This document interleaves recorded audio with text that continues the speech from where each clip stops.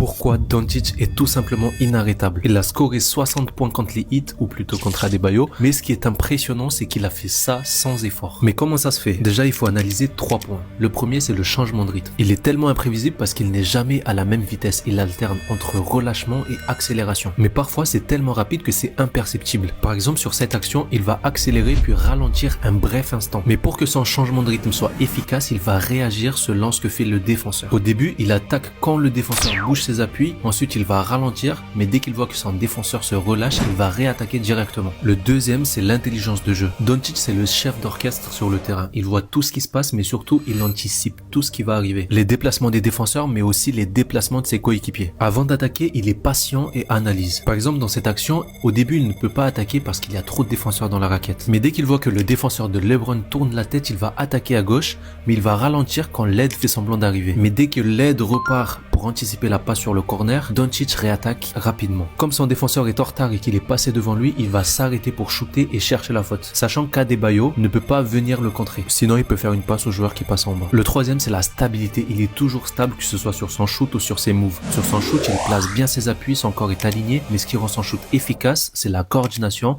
en partant des appuis jusqu'au lâcher de balle. Il va faire un seul mouvement vertical. Sur ses moves, il en enchaîne plusieurs tout en étant stable. Il en possède énormément, ce qui lui permet de s'adapter selon la défense. Mais pour les étudier, il faudrait une vidéo plus longue. Si tu veux aussi jouer comme Doncic, entraîne-toi à analyser les défenseurs et demande-toi s'il fait ça, qu'est-ce que tu fais. Ensuite, apprends à changer de rythme, que ce soit avec la balle ou sans la balle. Et enfin, regarde le plus de matchs possible pour habituer ton cerveau à voir le jeu avant que ça ne se produise. Écris détail en commentaire si tu aimes ce type de contenu.